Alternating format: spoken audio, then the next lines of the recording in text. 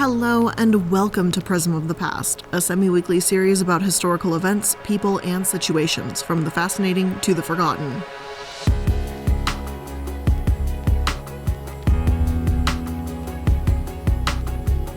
I'm the Illuminaughtii, and today we're going to be talking about Ron Stallworth, the black detective that actually infiltrated the KKK. First of all, because I know someone's going to wonder right away how that would even be possible. He would send a white officer in his place when face-to-face meetings were necessary, but over the phone and through letters, it was he who spoke to the Klansmen. But we will get there in just a second. I find this to be a really interesting piece of history, and I think Ron has some serious guts for doing this.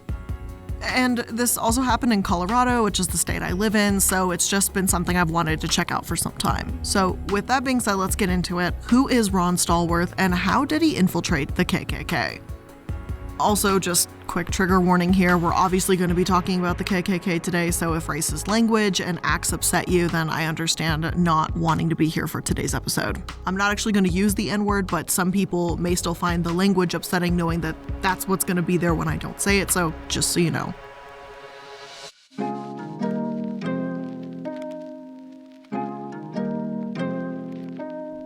Now, most of the time when I do these types of episodes, I have a wide variety of sources, and that'll still be the case today. But the main source that I wanted to use is Ron's book and use his own words. Who better to tell us the event than Ron himself, right? In an interview, Ron explains that, "My family moved from El Paso, Texas to Colorado Springs in the summer of 1972. I had an uncle who was a sergeant in the Army stationed at Fort Carson in the state, and my mother's sister was married to him. I had toyed with the idea of joining the El Paso Police Department, who had lowered their age to enter the police academy from 21 to 20 as long as you turn 21 by the time you graduate. I was approaching 20 years of age, so that's when I started paying serious attention to a law enforcement career. When I became a cadet, I immediately decided I wanted to be an undercover cop because I don't like the uniforms. You put the uniform on the same way, you march in lockstep with one another. That's not my personality. When I first saw the narcotics officers walking around, these guys with long beards and long hair looking like San Francisco hippies, I liked the fact that these guys were actually cops wearing guns, carrying badges. I thought that was the neatest thing, to look like that and be a police officer. So I started a campaign to try and become a narc. Every time I saw a sergeant in charge of narcotics, I started questioning him about the job they did, how they went about doing it, basically asking him how to become an undercover cop. So I campaigned to become a narcotics officer. Every time I saw him, I said, "Hey, Art, make me a narc." And that became my standard routine. It became a kind of running joke between us. I'd see him in the department, he'd laugh and say, "When you turn 21 and wear a uniform for 2 years, come see me." Race relations in Colorado at the time weren't good, to say the very least. He was continually questioned. How would you feel if an officer called you an N-word? And Ron was frequently told the Colorado Springs Police Department would likely be hostile towards him too. He was the first black cadet they'd ever had. Yet he persevered all the same and was sworn in on June 18, 1974, his 21st birthday. Ron received an assignment when Stokely Carmichael, the Black Panther leader, was coming to town, so going undercover was something he genuinely enjoyed doing and wanted to do. Of course, Ron saw the massive opportunity to do so just a few years after being sworn in 1978. According to Ron, it was October 1978. He was in the intelligence unit for the CSPD, the Colorado Springs Police Department. One of his duties was to scan 2 daily newspapers for any reports of information concerning any hint of subversive activity that might have an impact on the welfare and safety of Colorado Springs. Apparently, some people would put up ads for prostitution, obvious money schemes, and things of that nature in the papers at the time. I've got no idea why, if you're doing something illegal, you'd advertise it to the world, but this was the era before the internet, so I guess anything goes. Anyway, Ron saw an ad that read the following: Ku Klux Klan, for information contact P.O. Box number here, Security, Colorado 80230. Now, obviously, I'm not going to give out the P.O. Box number because I doubt it leads to the KKK anymore, and I don't want someone to hear that and think it's permission to send mail there. Anyway, Ron naturally figured, hey, this is something that would have an impact on the welfare and safety of Colorado Springs, right? There was known Klan activity in the town of Security, so Ron answered the ad. Ron says he wrote a brief note saying he was a white man interested in obtaining information regarding membership, and he was concerned with N-words taking over things.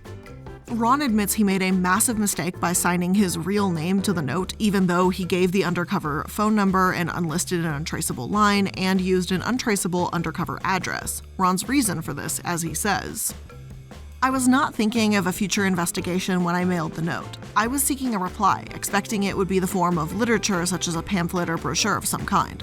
All in all, I did not believe my efforts would have any traction beyond a few mundane auto-mailed responses.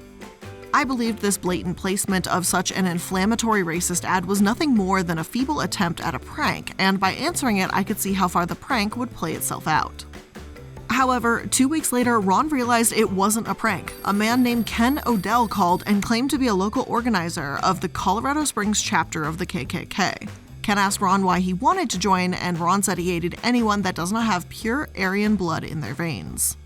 He used a list of slurs to describe black people and people of color that I am not going to repeat for fairly obvious reasons, and said that it was his sister that was recently involved with a black man, and quote, "Every time I think about him putting his filthy black hands on her pure white body, I get disgusted and sick to my stomach. I want to join the Klan so I can stop future abuse of the white race," end quote. And seriously, Ron should have won an award for this acting, but unfortunately though, as Ron explains, it wasn't exactly hard for him to think of those comments describing black people. He explains that he simply used the language of hate, a language that had been used against him for so long, but in reverse. It's kind of fucked up when you actually think about it, that Ron was able to so easily get on Ken's good side because he was so familiar with racism that he could, over the phone, pass as a KKK wannabe. Ken warmed up to him pretty quickly and told him that they were planning a white Christmas holiday for needy white families, of course, because even charitable actions can be racist when you're the KKK. They were also planning 4 cross burnings. Cross burnings, if you're unaware, have been used as a form of intimidation against African Americans and Jews. The practice dates back to the 14th century when, in Scotland, tribes burned crosses as signaling devices.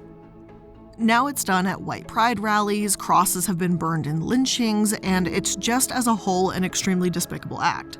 Even though it's been defended as a form of free speech before, a number of states have banned them because this action is historically used to terrorize anyone that opposes the Klan. As Ron called it, this was terrorism, plain and simple. Ken wanted to meet Ron and have him join, and Ron, knowing he couldn't actually go in person, had his friend Chuck from the narcotics unit go for him. Thankfully, his Sergeant Ken Trapp was on board with Chuck being the face and Ron being the voice. As Ron states, this was to be an intelligence investigation whose purpose would be to learn as much about the growing threat of the Klan in Colorado Springs and Colorado in general, and to prevent any acts of terror that might result. Any time during the course of the investigation, we could have brought it to an end by arresting several Klansmen for misdemeanor offenses. However, this was not my objective. Had these individuals strayed into the realm of felony offenses, we most definitely would have taken them down and brought an end to the investigation. Until that bridge was crossed, I was determined to follow the intelligence trail as far as it would take me and learn as much as possible about the Colorado Springs chapter of the Ku Klux Klan. However, not everyone was on board. Arthur, a narcotics investigator, said that Ken was sure to recognize he was speaking to a black man on the phone. Ron asked him what a black man sounds like, only to be met with silence. Another colleague answered this question and said, shucking and jiving and saying fuck you and motherfucker all the time. And first of all, that's ridiculous, but secondly, don't they know that's not the case if Ron clearly had a full-blown conversation with Ken on the phone already? Some colleagues insisted the ad was a prank and Ken was an angry man no one needed to worry about, but Ron was not convinced, and thankfully, with Sergeant Trapp's support, the investigation was on. After the chief was briefed on Ron's actions thus far, he asked if Ron needed any more manpower. Ron requested the use of 2 surveillance detectives to accompany him on November 9th. Chuck was briefed on everything thus far, including the cross burnings. Ron said he'd been listening to everything Chuck said on the mic he wore, so they would be on the exact same page. And while Chuck said it was the craziest thing he'd ever heard, he was in too. Thankfully, it didn't take long for Ken to start talking. The first thing of note that Ron realized was that when Ken said the Army had placed him on leave because of absence because of the newspaper recruitment ad. Since the ad didn't have any identifying information on that, it wouldn't have been possible. If he was actually on probation for his involvement with the Klan, they must know something Ron didn't. The Gazette-Telegraph also announced around this time that David Duke would be appearing in Colorado Springs soon. David Duke was a Grand Wizard of the KKK. David Duke has been described as perhaps America's most well-known racist and anti-Semite, according to the ADL. He pioneered the now common effort on the far right to camouflage racist ideas and hot-button issues like affirmative action and immigration, successfully appealing to race and class resentments. He was instrumental in the Klan resurgence of the 1970s and was one of the first neo-Nazi and Klan leaders to stop the use of Nazi and Klan regalia in ritual as well as other traditional displays of race hatred and to cultivate media attention. It's unsurprising that a guy like this would be a Grand Wizard. Now, there are other ridiculous-sounding titles like Grand Dragon, Titans, Giants, Cyclops, you name it. I found a book online that explains the history of the Klan and where these names come from, and according to that source, the beginning of the Klan involved nothing so sinister, subversive, or ancient as the theories supposed. It was the boredom of a small-town life that led 6 young Confederate veterans to gather around a fireplace one December evening in 1865 and form a social club. The place was Pulaski, Tennessee, near the Alabama border. When they reassembled a week later, the 6 young men were full of ideas for their new society. It would be secret to heighten the amusement of the thing, and the titles for the various offices were to have names as preposterous sounding as possible, partly for the fun of it and partly to avoid any military or political implications. Obviously, the KKK expanded past this Confederate social club and became far more dangerous, extremist, and condemnable. But I guess that's kind of, the leader's name, titles, or whatever, and that's how that happened. When I talked about how the KKK was once an MLM before, I remember seeing some speculation that perhaps they used those names to appear harmless when they were hiding evil intent, and that might be the case why they still use them today, but it's interesting to know the history of these names regardless. Anyway, back to Ron here. The Grand Wizard David Duke was coming to town, and I swear it sounds like the title of a children's book, which just goes to show how accepted these ideals were at the time. There were threats on Duke's life, and I don't want anyone to think that he was beloved all the way, but we'll get to that in just a moment. Of course, this being the KKK, their initial meeting didn't exactly go as planned. As Ken said, there was someone at the Quick Inn waiting for them, a man named Butch. However, rather than take Chuck, posing as Ron, to the inn, Butch said he would take Chuck to another location. As with any undercover meeting, it's extremely important to maintain control of the events as best as you can. In other words, not going off to some undisclosed location where Chuck's safety would be at risk. Chuck tried to reason with Butch, offering to follow the guy in the car, but Butch wouldn't relent and said Chuck would either get in his truck and go with Ken or not see him at all. Not about to give up the mission, Chuck got into Butch's truck. I know these names are starting to sound really similar, but just bear with me here. And they were off to meet Ken. Ken was about 5'9", stocky, 28 years old, with a brown haircut, military length, and a slight mustache. The Klan, according to Ken, had become his salvation after he'd once been shot by some N-words and his wife had been raped by several of them. Ken explained that he and some Klansmen were placing the articles about the Klan, like those about the Grand Wizard, and the Klan was trying to make their prejudice known. By being in the press, they were hoping to gain sympathy with the public, attract new members, and legitimize their cause. And this is something I find incredibly worrying. I mean, obviously anything the KKK does is worrying, but promoting their Grand Wizard as if it's such an honor that he's gracing Colorado Springs with a visit to paint themselves as sympathetic and a worthy cause to the public. It's massively concerning when someone as discriminatory and downright evil as the KKK has access to the press. Now, Ken insisted that the media had made them look bad before, so they were trying to change that. And I don't think it's all that hard to make the KKK look bad, but, sure they do that to themselves, but we'll just keep moving along. Ken said some incredibly disturbing things. According to Ron, he stated, "What these N-words do needs to be known," talking about how Butch's wife had been repeatedly stabbed by N-words. Someone had apparently burned a cross on a suspect's lawn to send her a message too. Ron later checked police reports and none of them confirmed this incident whatsoever.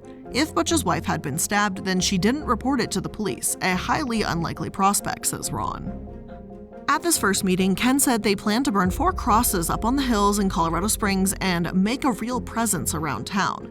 Each cross was going to be 17 feet high by 8 feet wide, and they'd be covered up with rocks a few days before it was time to light them up, and Chuck would be able to join them, as long as he was sworn in by them and Ken determined there were no Jews in Chuck's background.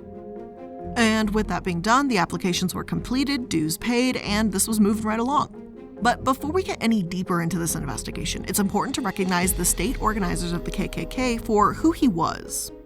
Fred Wilkins. As Ron states in Chapter 5 that Fred Wilkins was, at this time, a firefighter for the town of Lakewood, as well as a Grand Dragon or state organizer for the Ku Klux Klan. He writes, Fred was a constant irritant for the Lakewood City Fathers because of his racist political persuasion, which he frequently evoked in media interviews. Everything he did was within the law, just barely in some instances, but legal nonetheless. Numerous media articles reported on his extracurricular KKK activities. For example, in the February 1978 Denver magazine article titled The Invisible Empire Unmasked, the KKK's master plan, Wilkins announced the Klan is the hope of the white race in Colorado and the nation we want to give white Americans the opportunity to join us. We're going to go out into the community and let people see the new resurgent KKK. I don't think I really have to explain why it's incredibly messed up for someone whose job is community service to also be a member of the KKK. How can Wilkins say that being involved in the KKK is his First Amendment right and it won't interfere with his job, when his job as a firefighter is to help a community in need? Do you think a KKK fireman would put the same effort into saving a black family as he does a white family? He claimed not to be a race hater, just someone who loves his own race, but that's some absolute bullshit. Now, I've said it here before, and I'll say it again. If you're going to be an asshole, be an honest asshole. Pretending the KKK is all about just loving your own race for white people is nothing more than pure bullshit. As part of the investigation, Ron called Wilkins and told him that he was a new Klan member and wanted to learn about the cause. Ron writes, he promised to send me several issues of the Crusader, the Klan newspaper. I also asked about my membership card, and he said if I didn't receive it within the next 2 days to get back to him, and he would personally contact the national headquarters in Louisiana to push through the process. I once again asked about the alleged impending Colorado Springs visit of David Duke in January. Wilkins confirmed Duke's arrival as tentatively around the first week of January.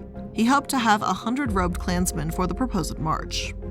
He asked about a recent Gazette-Telegraph newspaper interview given by local organizer Ken Odell. He wanted to know my personal reaction to the interview. I told him Ken expressed the goals and objectives of the organization very well, and I thought it would be well received by the public. Wilkins explained the hub of the Klan plan evolves around political activity. The goal was to get Klansmen elected to political offices at all levels of government throughout Colorado. If they could not find qualified Klansmen to run for elective office, Wilkins said, we will also support non-Klansmen who share our philosophy. If a candidate also wants our public endorsement, we'll give it to him, or we may support him with financial aid. The important thing is to get into the right kind of thinking into government. He mentioned how well the N-words organized themselves politically and that we needed to do the same to protect what we had. Again, I don't think I have to explain why the KKK wanting to get involved with the government is concerning, especially considering all the recent stuff with QAnon and what we've been seeing unfold. It's also worth mentioning the fact that the KKK did actually find a qualified Klansman to run for office apparently. It was their very own Grand Wizard. David Duke, the Grand Wizard of the KKK, was also a member of the Louisiana House of Representatives from the 81st District from 1989 to 1992. The thing is, which is kind of interesting, is people have started to look at the conspiracy theorist Marjorie Greene and wonder how the hell she got into office. Or perhaps not wondered how, but been extremely disappointed and thought that it's a horrible sign, an outlier situation, that no one can be this outspokenly awful and bigoted and gain office. But let it sink in that the actual head of the KKK was in office. Just think about that for a moment. A KKK leader ran for the House of Representatives and won in 1989. And this is why voting in local elections is so important. Because when you don't vote, you might elect the opportunity for someone who is very much unfit to be in office to hold said office. My victory. My victory. David Duke, a noted Holocaust denier, the head of the KKK, won an elected office position. He would apparently tone down his anti-Semitism and dodge questions about his neo-Nazi and Klan past in order to get the vote, according to my source. In 1990, Duke announced his candidacy in the Republican primary for a U.S. Senate seat. In the end, he raised an astonishing $2.4 million and won 607,391 votes, about 60% of the white Republican vote, but lost the primary. Undaunted, he ran in 1991 against incumbent Louisiana Governor Edwin Edwards, a scandal-dogged Huey Long-style populist. Although the race was considered too close to safely call weeks before the election, a weak performance by Duke in the second debate and political work inducing the famous pro-Edwards bumper sticker, "Vote for the crook, it's important," helped tilt the balance to Edwards, who beat Duke by 22 percentage points. The amount of support this guy actually had is disturbing. He even formed an organization called No Fear, or National Organization for European American Rights. So I guess it's a pattern with KKK and former KKK members, making it sound like they're just celebrating or ensuring their own rights, when in actuality they're trying to take away the rights and freedoms of others. But I digress. There is a lot I could say about David Duke, and honestly, he should have his own episode because there's so much information about the guy. But the point here is to say that the KK were genuinely involved with politics around this time. And Ron Stallworth was walking straight into the lion's den, trying to get the worst of it all. In December, however, everything changed, according to Ron. On December 1st, a significant development occurred in the Odell and Me. He called Chuck to announce a Klan meeting at his home and explained there were two purposes for the meeting. One, Butch and his wife would be leaving the area, returning to their home base of California, and two, he, Ken, was leaving the army and returning to his home in San Antonio, Texas, sometime in January 1979. As a result, the Klan would need a new local organizer. Ken told Chuck that he had been impressed with me throughout our various talks and thought Chuck would make a great local organizer. I have to laugh at the absolute ridiculousness of it all. A black man was about to become a local organizer of the KKK. And I wish I could go back in time and see the look on Ken's face when he found this out. Naturally, the greatest problem with this was that undercover officers aren't allowed to entrap people. You can't use forms of deception to gain information. But you can't persuade an innocent person to commit a crime that they weren't predisposed to commit. So, if Chuck, or well, Ron, became the local chapter leader, then he simply wouldn't be there witnessing crimes, but he would cross a line into entrapment. Chuck had to decline and claim to work for the Public Works Department within Colorado Springs city government as a reason. City government jobs are fantastic cover occupations, apparently. Anyway, at the next Klan meeting in early December, a few things were discussed. One was a possible lawsuit against the Gazette-Telegraph paper for reneging on running their ad for a number of days they agreed upon, introducing the KKK into the Colorado State Penitentiary, recruiting new members, and electing a new local organizer. They insisted that Ron, actually Chuck, should be the new leader, and once again, Chuck said he wasn't sure he could devote the necessary time required to fill the duties, though he thanked them for the high honor of being chosen. Ken insisted Chuck be leader anyway and even showed him a list of names, proving to both Ron and Chuck that the operation was larger than they realized. Another incredibly worrying aspect to this, as we mentioned, is the fact that the KKK was trying to recruit people from within prison. Now, there's a few reasons I and Ron believe they were doing this, and a few ways they went about it. First of all, the people within Colorado State Penitentiary may be more violent and more willing to commit violent acts. I'm not saying that every single prisoner out there in jail for a violent act is going to keep doing that, but generally speaking, we can agree that there's going to be some incredibly violent people in prison, right? Secondly, and this one is incredibly important, the KKK was feeding them propaganda. Again, this is before the age of the internet, and these people were in prison. They couldn't just go do some fact-checking and, take a look at the articles and be like, hey, this is bullshit. I'm not saying this is an excuse to believe anything that you hear, or that these prisoners aren't responsible for their actions, and clearly they are, but I can absolutely see why they would have been the perfect targets for the KKK.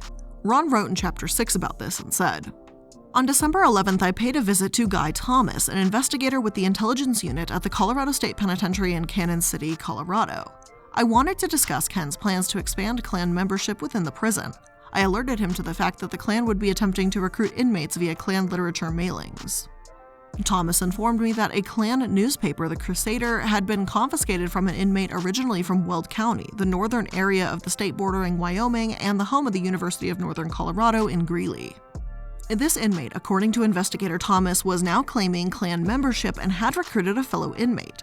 A third inmate was receiving the newspaper directly from Klan headquarters in Louisiana.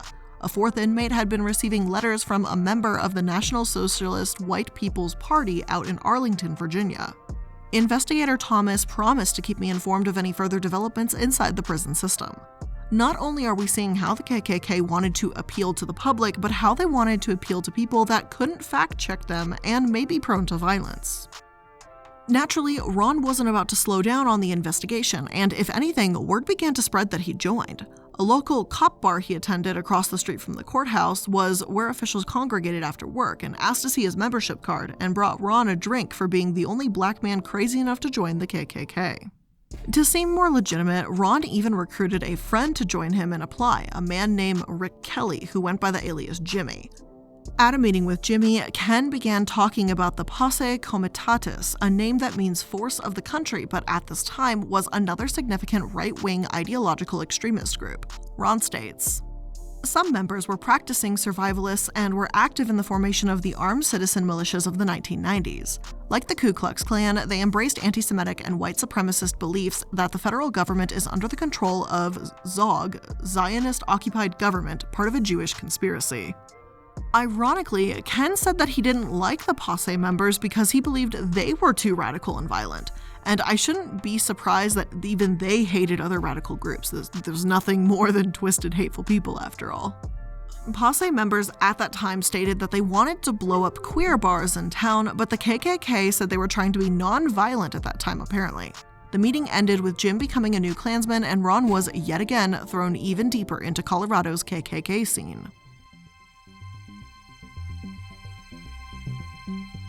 Ron began looking into the history of the KKK in Colorado. He learned that, quote, by 1923 it was estimated that the Klan in Colorado had approximately 30,000 to 45,000 members, half of whom lived in Denver. There were also chapters in Canyon City, home of the state penitentiary, Boulder, home of the University of Colorado, Colorado Springs, and Pueblo. Once established, the Klan made a grasp for political power. They took control of the state's Republican Party and elected virtually all of its candidates by the 1924 elections. By 1925, the Colorado State Senate and House of Representatives were filled with a majority of Klan members elected through the Republican Party. End quote. Armed with more information about the KKK's history, Ron said that his conversations and friendship with Duke only grew. He asked if Duke was ever worried about a smart aleck N-word, calling him and pretending to be white. Hilariously, Duke said he could always tell when he was talking to an N-word. Ron wrote, "When I asked him how he could tell, he said the following. Take you, for example. I can tell you're a pure Aryan white man by the way you talk, the way you pronounce certain words and letters." And yes, he did say that to a black man. Eventually, in early January, Duke arrived in town and Ron, of all people, was assigned to be on his personal security detail. Ron pleaded with the chief that placing him in this position may compromise the case, but the chief felt that the threats surrounding the KKK rally were serious enough to warrant the special case. And so Ron was their security that day. He even got a photo with Duke, Wilkins, and Ken. The man behind the camera was of course Chuck, the man pretending to be a KKK member named Ron Stallworth, while the real Ron Stallworth, a black man, posed with them. Duke was apparently especially angry when Ron put his arm around him for a photo and nearly assaulted him to get the Polaroid picture out of his hands, but Ron told him, "If you touch me, I'll arrest you for assault on a police officer. Don't do it." And he just had enough sense to stop himself. Horrifyingly, Ron's investigation did lead to some incredibly valuable and worrying information. Two of the names of people that Ron knew to be Klansmen were later revealed not to just work for the military, but for Norad. The North American Aerospace Defense Command. They control triggers for nuclear weapons, so that's a little bit fucking concerning to say the least. Ron described the situation as this. I opened the book to the list of names, and like the OSI agents did in my office, the colonel scrolled through his index finger down the list. He suddenly stopped, picked up the phone, and dialed a number. He turned his back to me and the agents as he spoke in a hushed tone to whomever was on the other end of the line, and then hung up.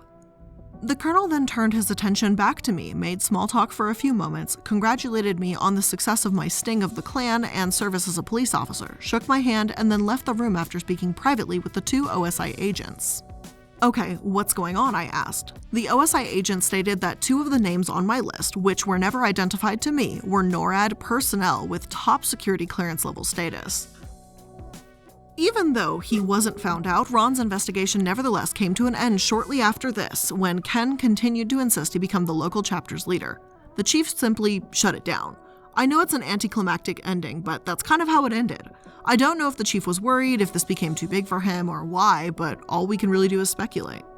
You'd think that given this incredible intel, he'd be thrilled to have Ron working on the inside, but that's simply not what happened, according to Ron. I questioned the chief as to why he wanted to take this approach. He explained that he wanted no indication that a Ron Stallworth Klansman ever existed, and that applied to a Detective Jim as well. To this end, the chief told me to destroy all evidence that existed that showed the Colorado Springs Police Department had been conducting an undercover investigation into the KKK. He did not want the public to ever know that the CSPD had undercover officers who were Klan members. I argued vehemently against the chief's logic, and Sergeant Trapp tapping me several times on my knee out of the chief's line of sight, the moral, ethical, and legal grounds of the law, as well as the departmental policy guidelines. I also reminded the chief that everything was done with Sergeant Trapp's knowledge and his authorization. I argued that taking the steps the chief was advocating implied that we in the intelligence unit had done something wrong, when in fact we had not. I do think it's a bit of a shame that almost a year's worth of hard work just kind of poof, ended just like that, just up in smoke. I understand why the chief may have been concerned that they didn't have criminal charges, but it's not as if they had nothing either. And as Ron says, if this was investigative work and was approved, then they did nothing wrong. In recent years, Ron's story has been told more and more and received national attention, and more when he did an interview back in 2006, shortly after he retired. Now, Ron's interview was with the Deseret News, so I'm going to use them as a source here. I know I've got mixed feelings about it, and they've run by the Mormon Church, so it does kind of put me on edge, but it's kind of the only place this was. According to the Deseret, Stallworth still carried his Klan membership card signed by David Duke as a memento. The article reads, "He called the Klan investigation one of the most significant investigations I was ever involved in because of the scope and the magnitude of how it unfolded. The investigation revealed that Klan members were in the military, including 2 at Norad who controlled the triggers for nuclear weapons. I was told they were being reassigned to somewhere like the North Pole or Greenland," Stallworth said. The Klan investigation isn't the only time Stallworth has been mistaken for a white guy. He'd been contacted by academics about his scholarly research on gangs. One such academic said he was so impressed that a white Mormon in Utah could write such an impressive work on black gang culture. Stallworth said he laughed and explained that not only is he not white or Mormon, he started his college career in 1971 and remains about 2.5 years shy of his bachelor's degree. Stallworth started to work on gang activity for the Utah Department of Public Safety in the late 1980s. He wrote a report that led to the formation of Utah's first gang task force, the Gang Narcotics Intelligence Unit, that involved the Utah Department of Investigation and the Salt Lake City Police Department. Based on what was going on at the time, I knew about the LA gang problem, he said. Utah gang suspects were telling us they were Crips from California. Stallworth said of his work in Utah, it's his investigation of gangs that he's most proud of. It's had a lasting impact first and foremost on law enforcement, he said. And Stallworth just seems like the type of person I'd want to sit down with and just talk to, honestly. To go undercover with the KKK as a new black cop in the 70s is insane. And that's not to speak silently of all the other work that he's done too. He's served as chairman for the Black Advisory Council, his story has been made into a movie, he testified before Congress on gangs and violence, and he's even served as a gang intelligence coordinator. Yet, Ron doesn't believe that we can ever truly eradicate racism, only control it. Racism is part of human nature and it doesn't go away, he says. It's a sad fact of life, but all we can do really is grow and do better, and infiltrate the KKK to be sure they don't have nuclear codes. But with all of that being said, that's where I'm going to end today's episode of Prism of the Past. I hope you enjoyed it, and I hope you learned something new because I absolutely did. And if you did enjoy it, of course, make sure you're liking, following, and subscribing so that you can stay up to date on all the latest episodes. I release new episodes Monday, Tuesday, Wednesday, Thursday, and Friday. So thank you all so much for making it to another episode. I love you all, and I'll see you in the next one. Bye!